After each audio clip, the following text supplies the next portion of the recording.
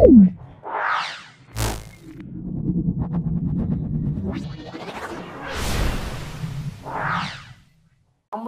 Barasat MGM high school সম্পূর্ণ solve করছি। এর দুটো পার্ট, একটা হলো ফিগার সায়েন্স আর একটা হলো লাইফ সায়েন্স। দেখো দুটো পার্টই সলভ করে দেখাচ্ছি, খুব ভালো করে দেখো, ব্যাখ্যা করছি, দেখে নাও।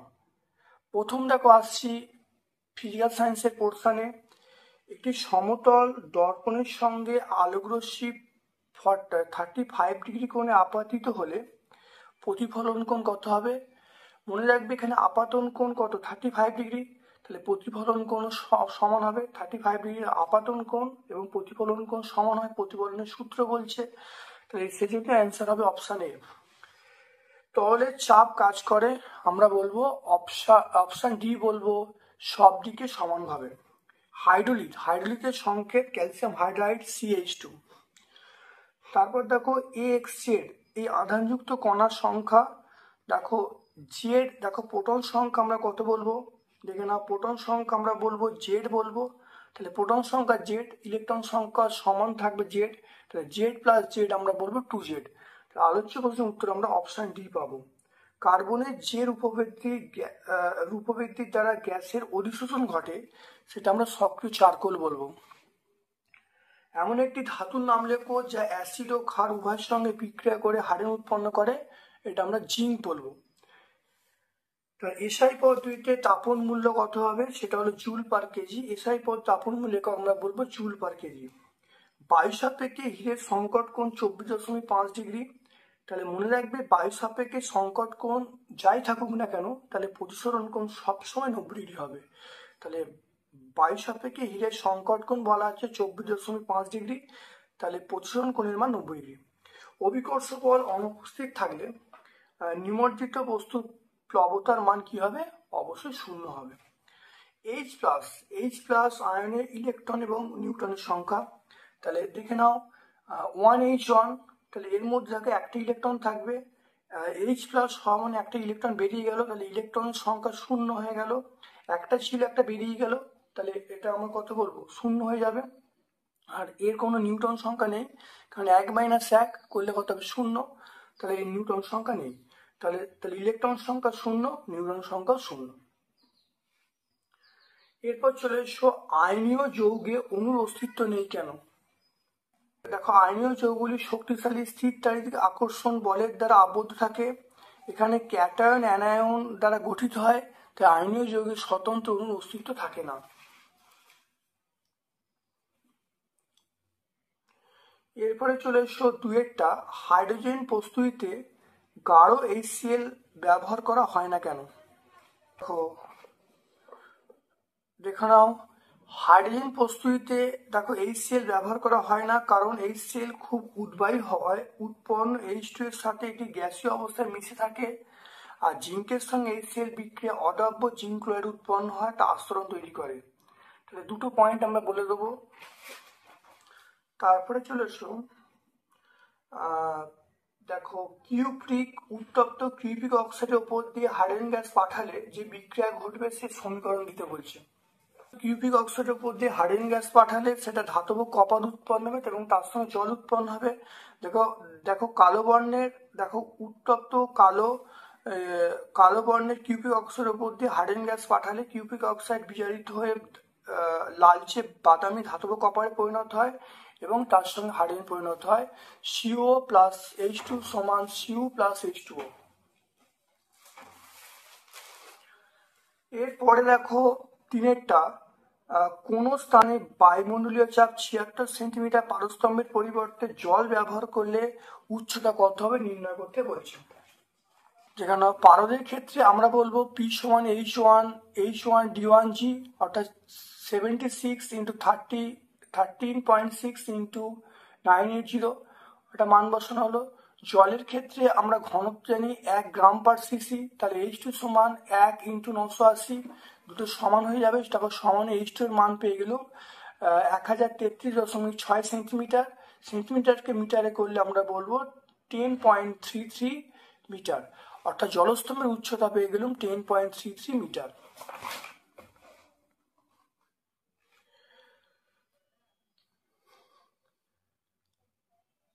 চারেরটা দেখো, একটি কাঁচের বলকে গ্লিসারিনে ডোবালে বলটি অদৃশ্য হয়ে যায় কেন? দেখে নাও, এটা একটি কাঁচের বলকে গ্লিসারিনের মধ্যে ডোবালে, একটি কাঁচের বলকে গ্লিসারিনে ডোবালে বলটি আর দেখা যাবে না, কারণ কাঁচ এবং গ্লিসারিনের প্রতিসরাঙ্ক সমান। উভয় একত্রে একটি সমসত্ব মাধ্যম তৈরি করবে, ফলে বিভেদতলে আলোকরশ্মি প্রতিফলন বা প্রতিসরণ হবে না, ফলে গ্লিসারিনের মধ্যে কাঁচের বলটা পৃথক করা যাবে না। এর পরের প্রশ্ন চলে এসো, আলোর লম্ব আপাতন কাকে বলে? আপাতন কোণ প্রতিফলন কোণ কত হবে? আলোকরশ্মি দর্পণের সঙ্গে লম্বভাবে পড়লে এই এই ঘটনাকে আমরা, অর্থাৎ আলোকরশ্মি দর্পণের সঙ্গে 90 ডিগ্রি কোণে আপাতিত হলে তাহলে আলোর এই ধর্মকে আমরা লম্ব আপতন বলবো। লম্ব আপতনের ক্ষেত্রে প্রতিফলন কোণ 0 ডিগ্রি, আপাতন কোণ 0 ডিগ্রি। তাই লম্ব আপতন যখন ঘটবে আপাতন কোণ 0 ডিগ্রি, প্রতিফলন কোণ 0 ডিগ্রি। এরপর চলে এসো, জৈব গ্যাস শক্তি কাকে বলে? জৈব গ্যাস শক্তি ব্যবহারের অসুবিধা।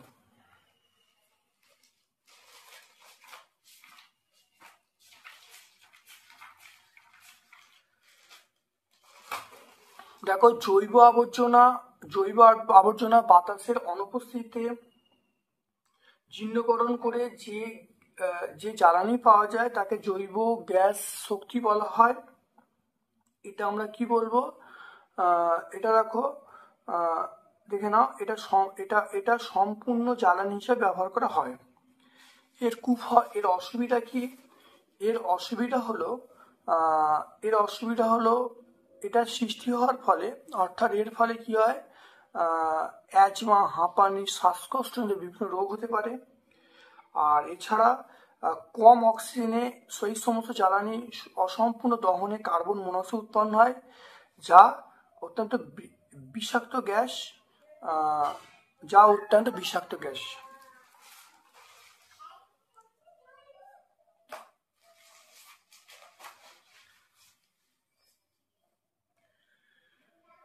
চারের দাগের একটা চলে এসো।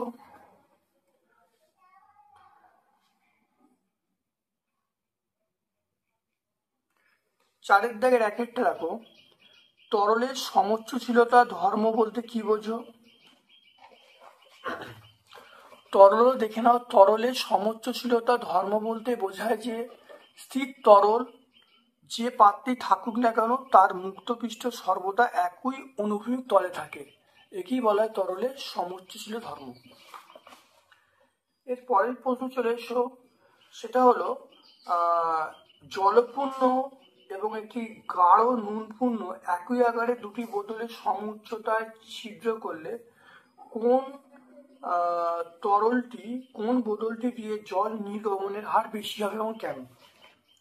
দেখো, গাঢ় নুনপূর্ণ বোতলটি দিয়ে জল নির্গমনের হার বেশি হবে, কারণ জল নির্গমনের বেগ তরলের ঘনত্বের উপর নির্ভরশীল। তাই গাঢ় নুন জলে ঘনত্ব বেশি হয়, তাহলে ওর বেগটা বেশি হবে। 5 কেজি ভরের একটি বস্তু টেবিলের উপর রাখা আছে, এখানে কি ঘর্ষণ বল কাজ করছে ব্যাখ্যা করতে বলছেন। মনে রাখতে হবে, ঘর্ষণ বল তখনই কাজ করে যখন দুটি তলের মধ্যে আপেক্ষিক বেগ বা গতি থাকে। যেহেতু বস্তুটি টেবিলের উপরে স্থির অবস্থায় আছে, তাই বাহ্যিক বল প্রয়োগ হচ্ছে না, তাই ওর মধ্যে ঘর্ষণ বল কাজ করছে না। তাই ঘর্ষণ বল তখনই কাজ করে যখন দুটি তলের মধ্যে আপেক্ষিক গতির প্রবণতা থাকে। যেহেতু বস্তুটি টেবিলের ওপর রাখা আছে স্থির অবস্থায় এবং বাহ্যিক বল প্রয়োগ হচ্ছে না, তাই ঘর্ষণ বল এখানে কাজ করবে না। পারদের ঘনত্ব 13.6 গ্রাম পার সেমি কিউব। 1 লিটার পারদের ভর কত হবে? 1 লিটার মানে আমরা বলবো 1000 সেমি কিউব, তাহলে ভি সমান 1000 সেমি কিউব, ডি মানে পারদের ঘনত্ব 13.6 গ্রাম পার সেমি কিউব, পারদের ভর আমরা জানি ভি ইন্টু ডি, তাহলে 1000 ইন্টু 13.6 মানে 13,600 গ্রাম। এখানে দেখো, এই প্রশ্নটার এই চিত্র থেকে গতিপথ আঁকতে বলছে। আগে আমরা টেক্সট বইটা দেখে নিই। দেখো, যখন সংকট কোণে আপাতিত হবে প্রতিসরণ কোণ 90 ডিগ্রি, আর যদি আপাতন কোণ বড় হয় তাহলে আপাতন কোণ সংকট কোণের থেকে বড় হলে অভ্যন্তরীণ পূর্ণ প্রতিফলন ঘটবে। এটা আমরা টেক্সট বই 51-এ পেয়ে যাব। তাহলে ছবিটা কিরকম হবে দেখে নাও। তাহলে প্রথম হলো এইটা থিটা সি সংকট কোণ, তাহলে এইটা আপাতিত হলে প্রথমে এই ওবি বরাবর চলে যাবে। আর এক্ষেত্রে দেখো আবার আলোটা প্রথম মাধ্যমে বা ঘন মাধ্যমে ফিরে এলো, এই আলোটা ঘন মাধ্যমে ফিরে এলো, অর্থাৎ আপাতন কোণের মানটা সংকট কোণের থেকে বড় হওয়ার জন্য ফিরে এলো, অর্থাৎ অভ্যন্তরীণ পূর্ণ প্রতিফলন ঘটলো। তাহলে প্রথমে ওবি বরাবর গেল, আর এক্ষেত্রে অভ্যন্তরীণ পূর্ণ প্রতিফলন সম্পন্ন হলো, কারণ আপাতন কোণের মানটা সংকট কোণের থেকে বড় হয়েছে। এরপরে দেখো মরীচিকা। মরীচিকা আলোর কোন ধর্মের জন্য সৃষ্টি হয়? মরীচিকা আলোর অভ্যন্তরীণ পূর্ণ প্রতিফলন। মরীচিকা আলোর এটা হলো অভ্যন্তরীণ পূর্ণ প্রতিফলন। মরীচিকা আলোর অভ্যন্তরীণ পূর্ণ প্রতিফলনের কাজ করে। সমযোজী এবং আয়নীয় যৌগের মধ্যে কোনটির স্ফুটনাঙ্ক বেশি এবং কেন? আয়নীয় যৌগের দেখে নাও, আয়নীয় যৌগের স্বতন্ত্র অণু থাকে না, এরা এরা ক্যাটায়ন, এরা অসংখ্য ক্যাটায়ন ও অ্যানায়ন নিয়ে গঠিত হয়।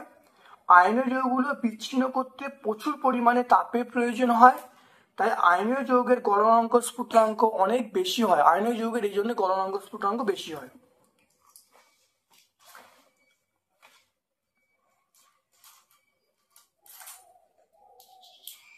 পদার্থের চতুর্থ অবস্থার নাম, পদার্থের চতুর্থ অবস্থার নাম আমরা বলবো প্লাজমা।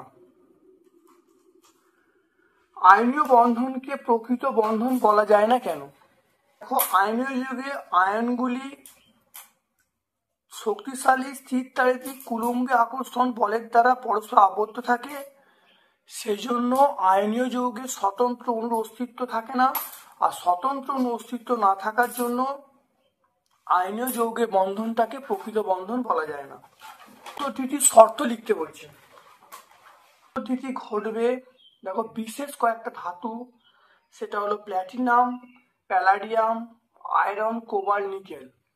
আর নাম্বার 2 হলো সাধারণ তাপমাত্রায় ঘটবে।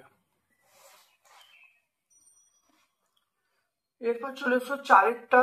এ যৌগের সঙ্গে বি যৌগের বিক্রিয়ায় সি উৎপন্ন হয়। সি যৌগটি ক্ষারীয় পটাশিয়াম পাইরুভেট দ্বারা শোষিত হয়।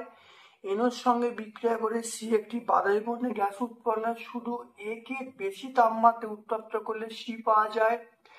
এ, বি এবং সি কে সমীকরণ শনাক্ত করতে বলছে। KClO3 তার সঙ্গে MnO2 বিক্রিয়া করলে দেখো KClO2 এবং MnO2 উৎপন্ন হবে।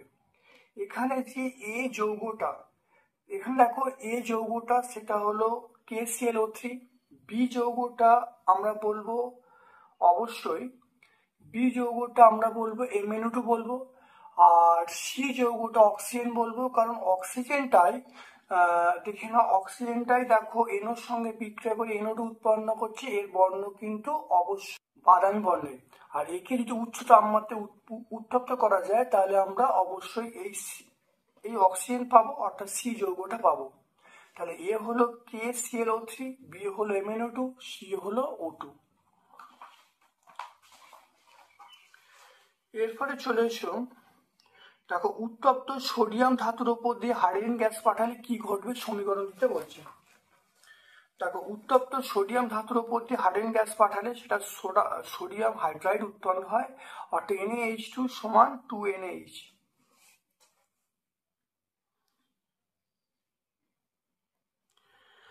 পরীক্ষাগারে H2 গ্যাস প্রস্তুতি বিশুদ্ধ জিঙ্ক ব্যবহার করা যায় না কেন?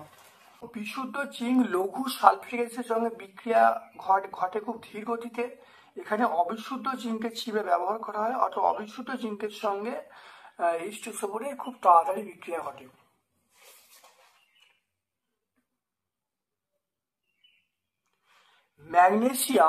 ম্যাগনেসিয়াম ঘটিত আগুন কার্বন ডাই অক্সাইড দ্বারা নেভানো যায় না কেন? অক্সাইডের সঙ্গে ম্যাগনেসিয়াম ফিতা যদি বিক্রিয়া করা হয় তাহলে সাদা বর্ণের দেখো ম্যাগনেসিয়াম অক্সাইড উৎপন্ন করবে, দেখে নাও, অর্থাৎ MgO দেখে নাও MgO প্লাস CO2 সমান আমরা কি বলবো, MgO প্লাস C। অর্থাৎ এই সিটাই কিন্তু আরো উজ্জ্বল শিখা জ্বলতে সাহায্য করবে, তাহলে সেজন্যই আমরা কিন্তু এটা ব্যবহার করা যায় না। টেক্সট বই 141 পেজে আমরা বলবো। শুষ্ক বরফ কাকে বলে? এই দেখো, এই কার্বন ডাইঅক্সাইড থেকে শুরু করে শুষ্ক বরফ বলা হয়, সংজ্ঞাটা পেয়ে যাবে। এর ব্যবহার দেখো, ব্যবহার খাদ্য সংরক্ষণে আমরা ব্যবহার করতে পারি। টেক্সট বই 137-এ পাবো।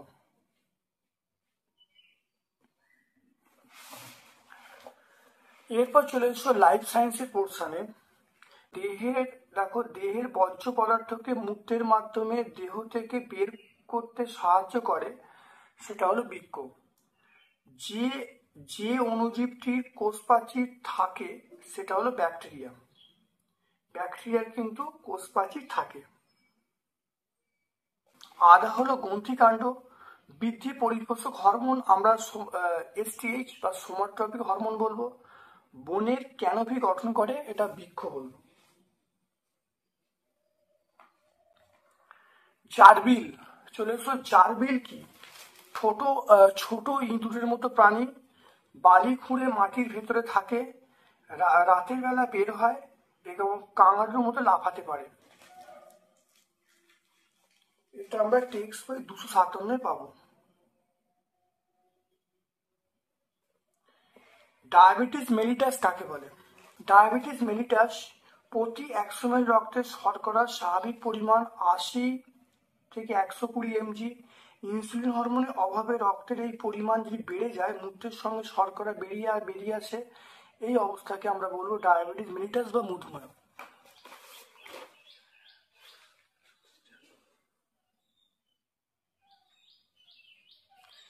কেল্প কাকে বলে? হলো এক প্রকার সামুদ্রিক শ্যাওলা। তাহলে কেল্প কি? কেল্প হলো সামুদ্রিক শ্যাওলা। কেল্প হলো একটা সামুদ্রিক শ্যাওলা। পেশিকোষের আবরণকে আমরা বলবো সার্কোলেমা। হাইফি কি? যে অংশ থাকে সেটাকে আমরা কিন্তু হাইফি বলবো।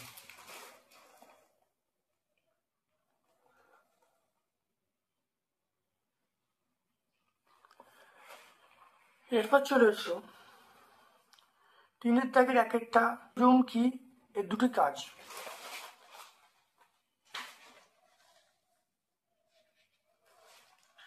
দেখো, এটা একটা পর্দাবিহীন কোষীয় অঙ্গাণু।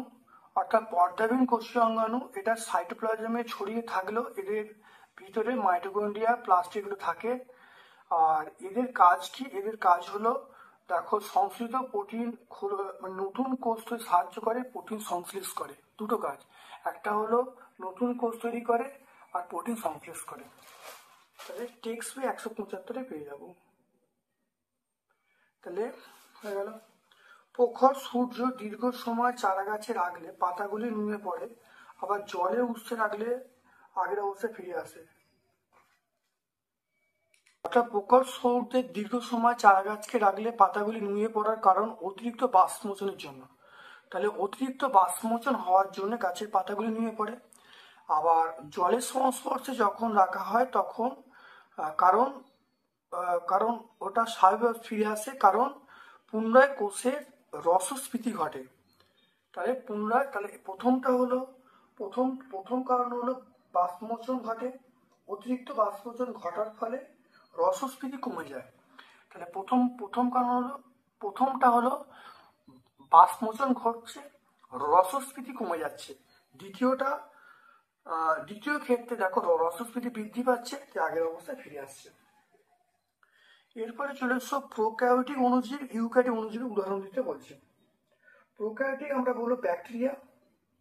তাহলে প্রোক্যারিওটিক আমরা বলবো ব্যাকটেরিয়া। তাহলে প্রথমটা হলো ব্যাকটেরিয়া।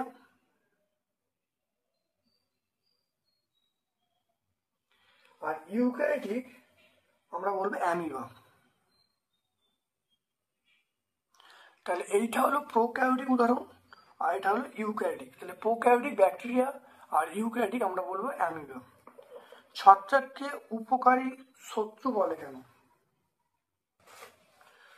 এখানে ছত্রাক দেখো ছত্রাক থেকে ধরো বিভিন্ন আমাদের দাঁত, হাজা, চুলকানি, অ্যালার্জি, নাক, মুখ, গলা, ফুসফুসের রোগ, নানা রকম সংক্রমণ সৃষ্টি হয়।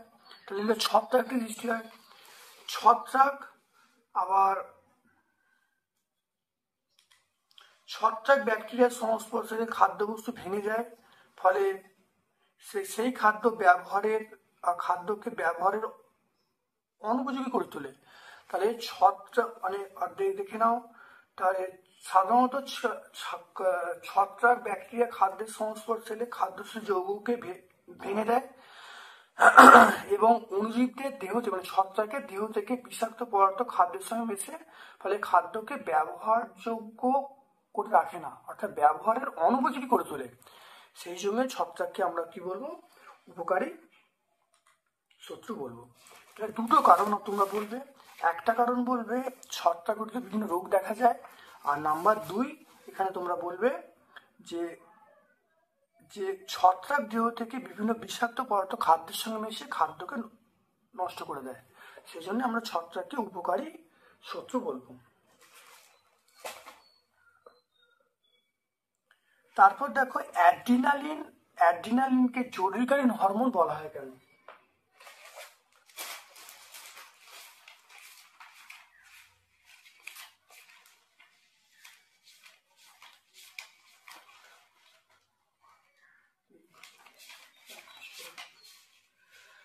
দেখুন, অ্যাড্রিনালিন জরুরি ভিত্তিতে ভয়, ক্রোধ, পালানোর প্রবৃত্তিকে নিয়ন্ত্রণ করে, তাই অ্যাড্রিনালিনকে জরুরিকালীন হরমোন বলবো। এটা আমরা টেক্সট বই 225-এ বলবো। অগ্ন্যাশয়কে মিশ্রগ্রন্থি কেন বলা হয়?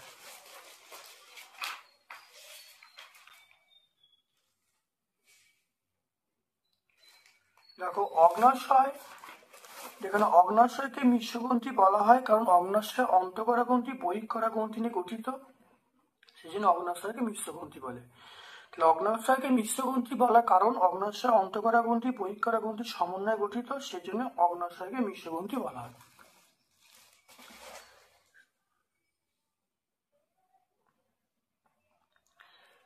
তারপর চলে এসো ইউটিফিকেশন কাকে বলে। ইউটিফিকেশন কাকে বলে, এটি কিভাবে জল দূষণ ঘটায়?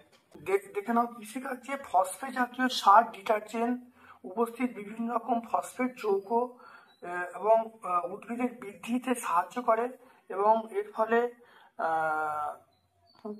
এর ফলে দেখো পুকুরে কচুরিপানা, শৈবাল এবং জলজ উদ্ভিদ দ্রুত হারে বৃদ্ধি পায়।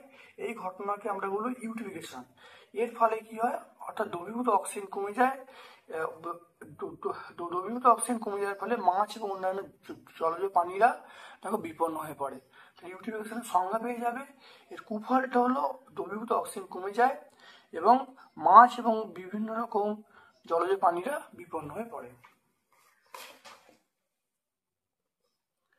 কিভাবে জীবদেহ থেকে ঠান্ডা আলো লুমিনেসেন্স নির্গত হয়?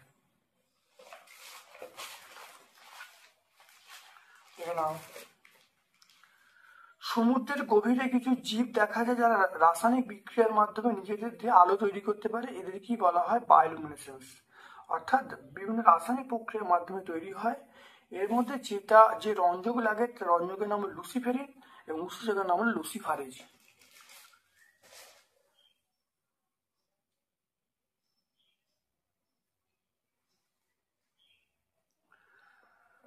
এরপর চলে এসো অথবার প্রশ্ন, গরম মশলা কাকে বলে? কোন কোন রান্নায় গরম মশলা ব্যবহার করা হয়? লবঙ্গ, এলাচ, দারচিনি, গোলমরিচ, জয়িত্রী, জায়ফল একসঙ্গে মিশিয়ে গরম মশলা তৈরি করা হয়।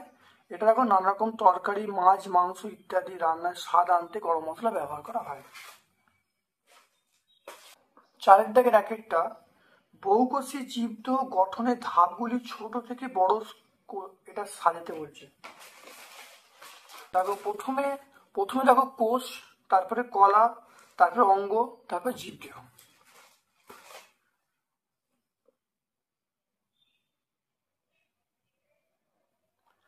লজ্জাবতীকে আমরা সজীব এবং শুকনো কাঠকে আমরা জল পদার্থ বলি কেন? সজীব উদ্ভিদ বলবো কারণ লজ্জাবতীর মধ্যে জীবনের মৌলিক বৈশিষ্ট্য লক্ষ্য করা যায়। বৃদ্ধি, চলন, উত্তেজনায় সাড়া দেয়া এগুলো সম্পন্ন হয়। কাঠের মধ্যে এই লক্ষ্য করা যায় না বলে তাকে জড় পদার্থ বলা হয়। পানিতে কোষ প্রাচীর থাকে না, কিন্তু উদ্ভিদ কোষে কোষ প্রাচীর থাকে কেন? কোষে মনে রাখবে, উদ্ভিদ কোষে কোষ প্রাচীর থাকে কারণ উদ্ভিদ কোষে এটি উদ্ভিদকে দৃঢ়তা প্রদান করে, কোষের আকৃতি প্রদান করে, আর বাইরে আঘাত থেকে রক্ষা করে। আর পানি কোষে কোষ প্রাচীর থাকে না কারণ পানি কোষের বাইরে আবরণ কোষ পর্দা দিয়ে গঠিত। তাহলে পানি কোষের বাইরে আবরণ কোষ পর্দা দিয়ে গঠিত। গলগী বস্তু কাকে বলে? দেখে নাও, নিউক্লিয়াসের কাছে চ্যাপ্টার থলির মতো ছোট গহ্বরগুলোকে আমরা গলগী বস্তু বলবো। মিথজীবিতা বলতে কি বোঝো? মিথজীবিতা দেখা যায় এমন দুটো জীবের নাম উল্লেখ করতে বলছে, মিথজীবিতা গুরুত্ব দিতে বলছে।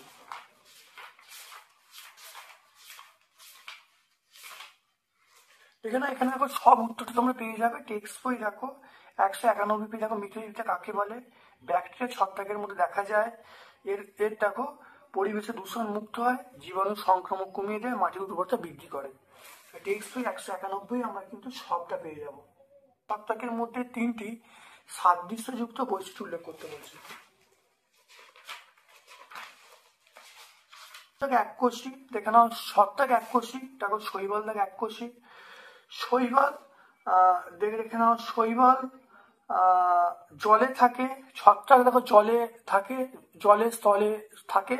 দেখো শৈবাল কিন্তু জলে থাকে। শৈবাল বৃদ্ধির জন্য দেখো আলোর প্রয়োজন হয়। আর এখানে দেখো এটা দেখো ছত্রাকের দেখো আলোর প্রয়োজন হয়। তাহলে এখানে দেখো অনেকগুলো পয়েন্ট, এখানে পয়েন্টগুলো আছে, দেখতেই পাচ্ছ। ছত্রাক আমাদের অত্যন্ত উপকারী ভূমিকা গ্রহণ করে, শৈবালও অত্যন্ত উপকারী ভূমিকা গ্রহণ করে। তাহলে এখানে দেখো পয়েন্টগুলো তোমরা পেয়ে যাবে টেক্সট বই 188-তে। 188 আমরা পেয়ে যাবো টেক্সট বই 188। থাইরক্সিন হরমোনের বেশি ক্ষরণের সমস্যা এবং তার লক্ষণ, কম ক্ষরণের সমস্যা লক্ষণ লিখতে বলছে। থাইরক্সিন হরমোনের বেশি ক্ষরণে হৃদস্পন্দনের গতি, রক্তচাপ বেড়ে যায়। আর কম ক্ষরণে মানসিক শারীরিক বিকাশ ব্যাহত ঘটে। 224 পেজে পেয়ে যাবো। তারপর দেখো ম্যানগ্রোভ অরণ্য বলতে কি বলছে, এটি কোথায় দেখা? দুটো বৈশিষ্ট্য। পশ্চিমবঙ্গের দক্ষিণ দিকে অর্থাৎ জোয়ার ভাটা প্লাবিত অঞ্চলে শ্বাসমূলযুক্ত যে বিশেষ উদ্ভিদের লক্ষ্য করা যায়, তা সেগুলি আমরা ম্যানগ্রোভ অরণ্য বা বাদাবন অরণ্য বলবো। এদের কি দেখা যায়? এটা কোথায় দেখা যায়? দেখো পশ্চিমবঙ্গের দক্ষিণ দিকে সুন্দরবনে দেখা যায়। আর বৈশিষ্ট্য কি? দেখো শ্বাসমূল দেখা যাবে, ঠেসমূল দেখা যাবে। আর শিশু উদ্ভিদ মাটিতে শক্তভাবে লেগে থাকে, সেজন্য ঠেসমূলের ব্যবস্থা করা হয়। আর অতিরিক্ত লবণ ত্যাগ করার জন্য গাছের পাতাগুলো ঝরে যায়। টেক্সট বই 243। খাদ্য শৃঙ্খল কাকে বলে? কি কারণে দাবানল ঘটে? শৃঙ্খল কাকে বলে? কি কারণে দাবানল সৃষ্টি হয়?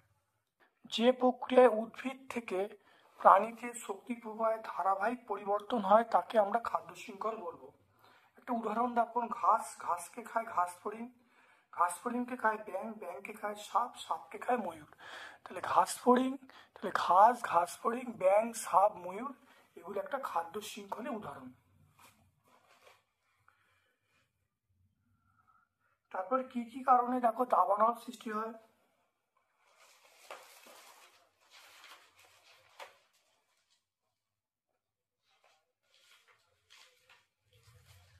এখানে দাবানল সৃষ্টি হয়, একটা হলো অগ্নুৎপাতের সময়, নাম্বার 2 বজ্রপাতের সময়, নাম্বার 3 হলো প্রচন্ড বায়ুপ্রবাহ বইলে, আর নাম্বার 4 হলো পাথরে ঘষা লাগলে।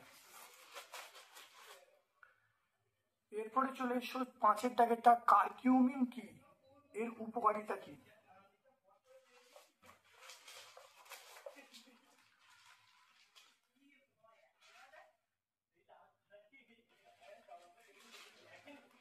দেখে নাও হলুদে কারকিউমিন থাকে। এই যৌগের উপস্থিতির জন্য জীবাণুনাশক হিসাবে হলুদ কাজ করে, ব্যাকটেরিয়া, ভাইরাস, ছত্রাককে মেরে ফেলার ক্ষমতা রাখে। তাহলে কারকিউমিন হলো এমন একটা যৌগ যে যৌগের উপস্থিতির জন্য জীবাণুনাশক হিসাবে কাজ করে, ফলে ব্যাকটেরিয়া, ভাইরাস, ছত্রাককে মেরে ফেলে এবং হলুদ যকৃৎকে সুস্থ রাখে। এলাচ কি ধরনের উদ্ভিদ? দেখে নাও, এলাচ আমরা বলবো বহুবর্ষজীবী বিরুৎ জাতীয় উদ্ভিদ। অথবা প্রশ্ন চলে এসো, হলুদকে মৃৎগত কাণ্ড কেন বলা হয়?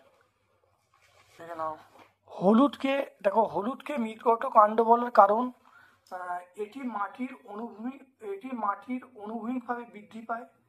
তাহলে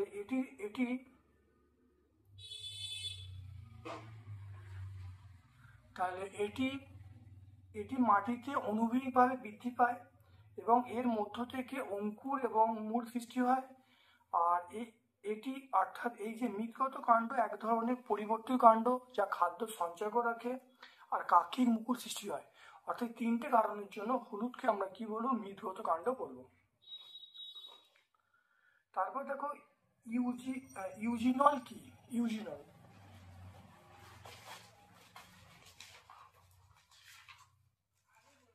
দেখে নাও, লবঙ্গতে ইউজিনল থাকে। এটা এক ধরনের রাসায়নিক পদার্থ, ব্যাকটেরিয়াকে ধ্বংস করে। বা তোমরা এটাও বলতে পারো, দেখে নাও, ইউজিনল একটি সুগন্ধযুক্ত রাসায়নিক যৌগ যা লবঙ্গ, দারচিনি, তুলসী, জায়ফলের মতো কিছু উদ্ভিদের অপরিহার্য তেলে পাওয়া যায়। এটি ফেনোলিক যৌগ এবং ব্যাকটেরিয়া নাশক হিসাবে কাজ করে। বিভিন্ন ওষুধ এবং দন্ত চিকিৎসায় এটা ব্যবহার করা যায়।